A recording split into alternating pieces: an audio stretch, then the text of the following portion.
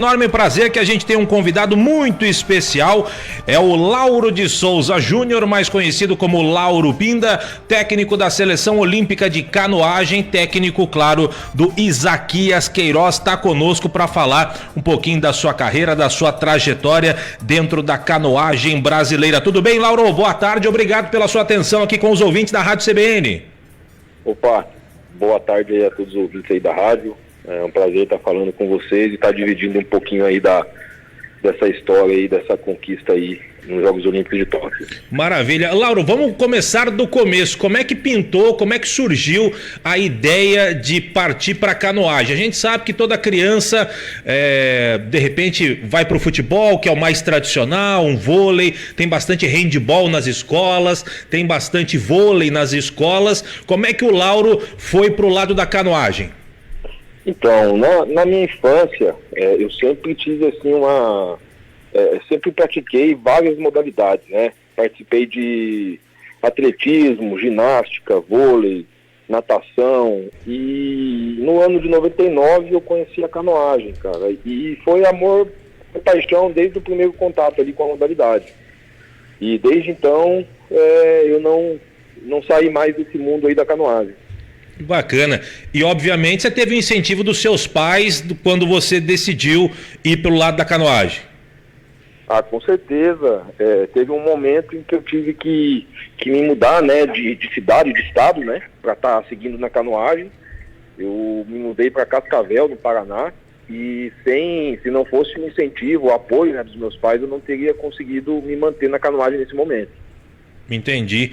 Até desculpa a pergunta, mas Cascavel é um polo fortíssimo em termos de canoagem no Brasil? Ou na época era, não é mais? Como é que é Cascavel em relação à canoagem? Por que canoagem? Por que Cascavel, perdão? Então, Cascavel tinha uma equipe muito forte naquela época e eu fui convocado para fazer parte da seleção de base do Brasil.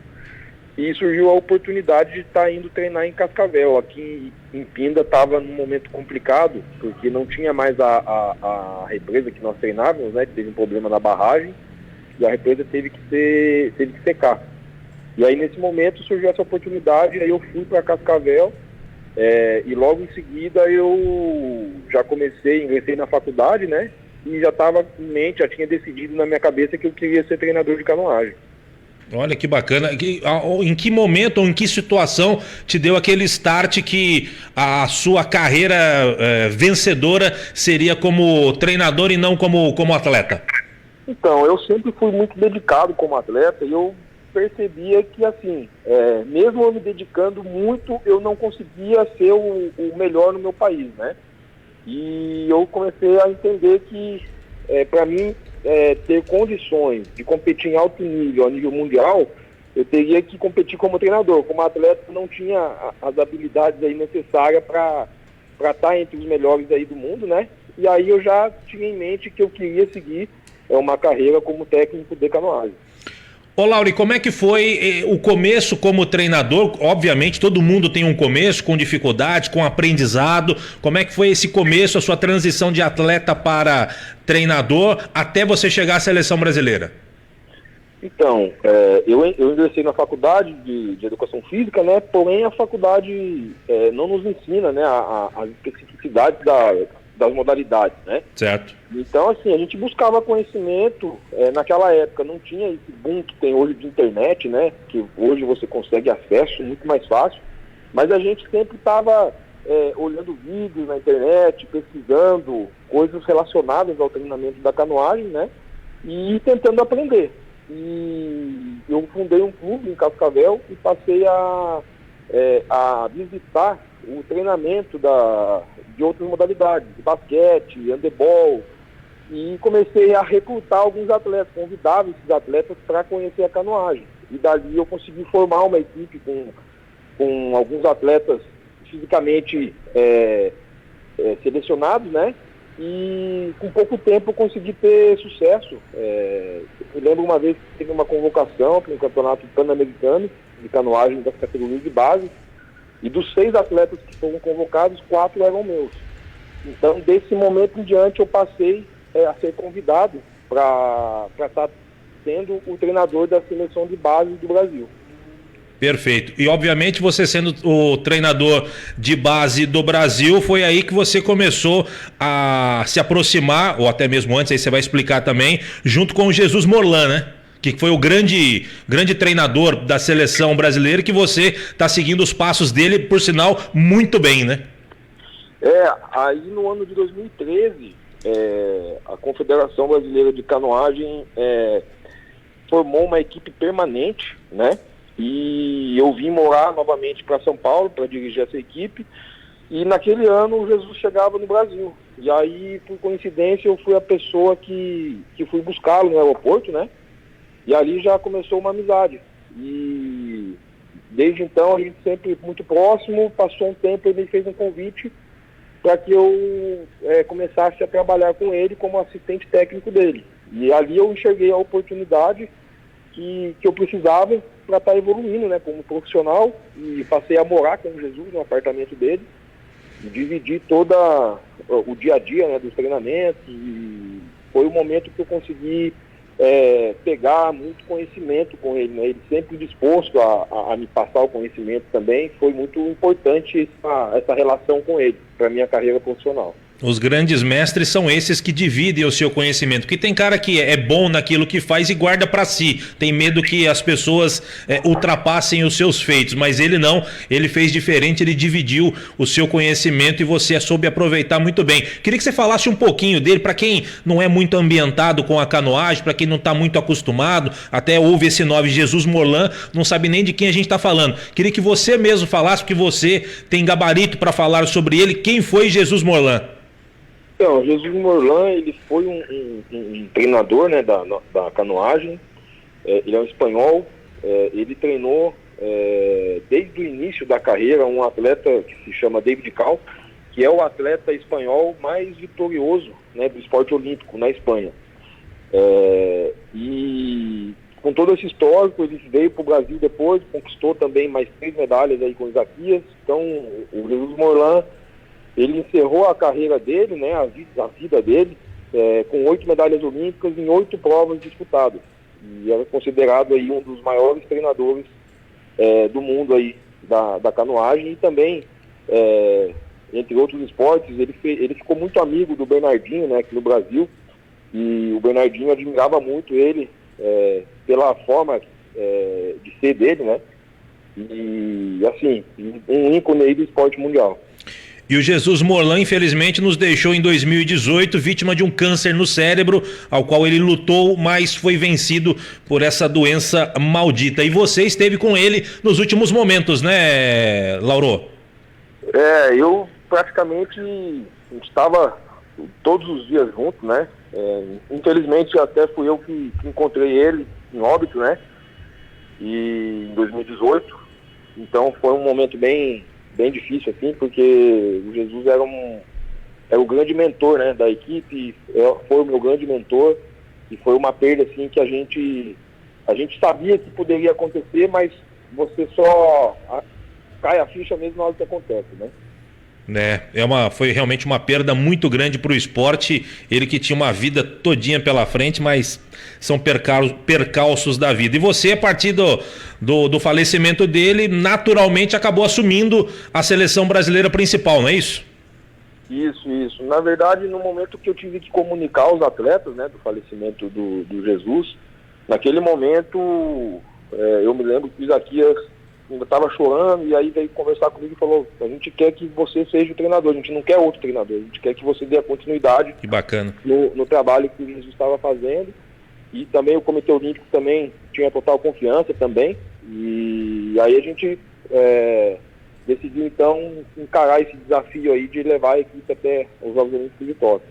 Eu acredito para você um mix de emoções. Você está perdendo um amigo, está perdendo uma referência, um ídolo, que foi o Morlan. Você acabou de perder, ao mesmo tempo tem que comunicar para os atletas uma situação como essa e você receber esse feedback dos atletas. Nós queremos você para dar continuidade naquilo que o Morlan fazia. Para você deve ter sido talvez um dos ápices da sua carreira, não? Foi assim, foi um momento triste, mas um momento também que eu vi que eu tinha confiança, né, da equipe, dos atletas, né, e também do Comitê Olímpico, da Confederação, porque foi unanimidade, assim, né, e a escolha para que eu conduzisse a equipe. E, assim, foi uma responsabilidade muito grande, porque você substituir um trabalho de grande sucesso, a margem para você não ter sucesso é muito grande, né, porque qualquer coisa que não fosse uma medalha de ouro ou uma medalha de prata, você estaria regredindo o resultado, né, do passado. Então foi uma responsabilidade muito grande, assim, estar conduzindo a equipe aí nesses Jogos Olímpicos de Tóquio.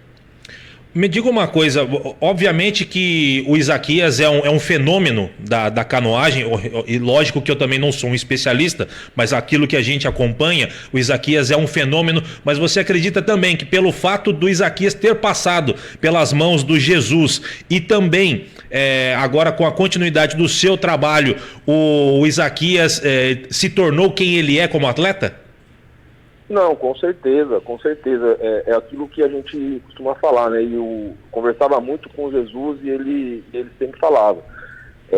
Um grande atleta na mão de um treinador que não tem capacidade, ele não vai ser campeão, ele vai ser mediano, né? E então, assim, quando o Jesus chegou ao Brasil, ele deu um salto muito grande, né? No nível, né, dos atletas, como geral, e do Isaquias principalmente. E a gente veio conseguindo dar continuidade nessa evolução e isso ficou à mostra aí nos Jogos Olímpicos de Tóquio, né? Entendi. Agora, falando um pouquinho já de Tóquio, ao qual você está diretamente ligado nas conquistas, ou melhor, na conquista do Isaquias, primeiro vamos falar do C2, onde o Isaquias tinha como seu principal, era o seu companheiro de treinos, né, e seria o companheiro dele na disputa o Erlon Souza, mas ele acabou se contundindo, e eu sei que é muito difícil a gente falar hipoteticamente, mas por aquilo que você conhece dos atletas, pelos resultados que foram obtidos lá, pelos tempos, se o Isaquias tivesse a companhia do seu fiel escudeiro ali, o Erlon Souza, uma medalha no C2 era bem provável para o Brasil? Com certeza, com certeza. As nossas perspectivas, né, era trazer 2 medalhas de Tóquio, né, mas infelizmente a gente teve que substituir, né, em cima da hora aí. A gente ainda continuava com a expectativa de medalha, mas a gente já sabia que poderia não vir por conta de ter tido pouco tempo, né, de trabalho também. Sim. Com a nova dupla e também fisicamente tinha uma diferença aí também entre o Erlon e o Jack Goldman, que foi quem representou com o Isaquias lá.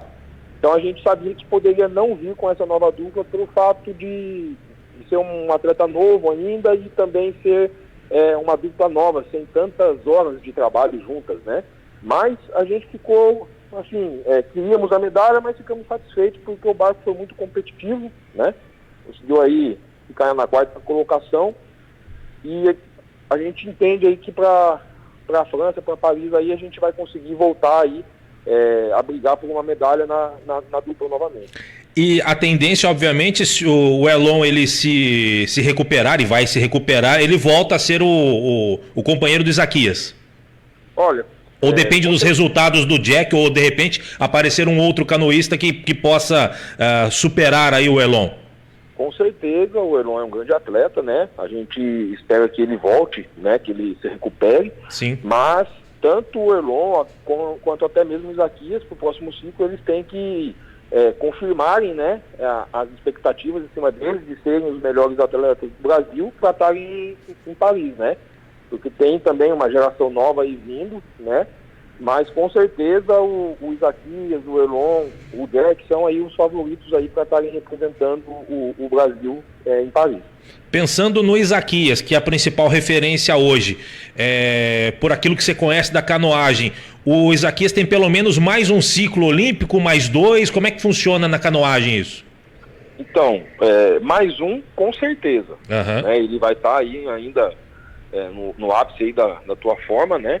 E o que seria o terceiro jogos, o 4º jogo deles, aí não sei, depende muito do interesse do Isaquias, da vontade dele, né? Uhum. Se ele quiser, eu acredito que ele consiga ainda para Los Angeles, né? Mas aí depende muito também de como vai ser Paris, de como vai ser os resultados em Paris, da motivação que ele vai ter. Fisicamente eu não tenho dúvidas que ele pode, mas depende muito do momento que ele vai estar psicologicamente, né? E o Jack, ele pode surpreender também, ele chegar como um dos favoritos para a França? É muito cedo ainda para fazer uma previsão como essa? Olha, eu acho que assim, no barco individual é um pouco precipitado, né? Porque costuma aparecer muitos atletas aí de um ciclo para o outro, mas no barco de dupla nós temos uma novidade para Paris, que a distância mudou, né? Em Tóquio agora foi 1.000 metros e para Paris o barco de dupla passa a ser 500 metros. Nossa! E na distância de 500 metros nós temos uma grande tradição. O Isaquias é tetracampeão mundial, né? No C1 500, e na dupla nós já ganhamos diversas provas. Dificilmente a gente perde uma prova nessa distância, e a gente imagina que a gente chega muito forte para Paris nessa distância aí de 500 metros na dupla. Entendi. Ô Lauro, pra gente fechar, infelizmente o tempo é curto e eu queria ficar aqui com você o programa inteiro, mas infelizmente não dá. As Olimpíadas de Tóquio terminaram ontem praticamente. Como é que é agora o ritmo de treinamento de vocês, o pensamento, quais as próximas competições vocês têm pela frente, como é que vai funcionar isso? Então, o Isaquias ele vai ter um período maior de férias, né? Ele vem de 2 ciclos olímpicos pesados, esse último com toda essa questão da pandemia também, acabou se tornando um ciclo muito pesado, e fisicamente ele chegou no limite dele, né? E precisa de uma recuperação. Então, assim, esse ano o Isaquias não compete mais internacionalmente, ele compete só os eventos nacionais, e vai tirar um pouquinho o pé do acelerador nos treinamentos. A gente volta a treinar intenso mesmo, muito próximo aí do final do ano, e já os outros atletas, eles têm um período menor de férias, e logo a gente retorna aí já ao treinamento com eles. E os outros atletas têm alguma coisa internacional, alguma coisa especial ainda para este ano? Então, nós temos um trabalho com as categorias de base, né, e os atletas sub-21 do Brasil, eles têm os Jogos Pan-Americanos da categoria sub-21, e a gente pretende estar indo com uma equipe para lá para lutar aí por medalhas também.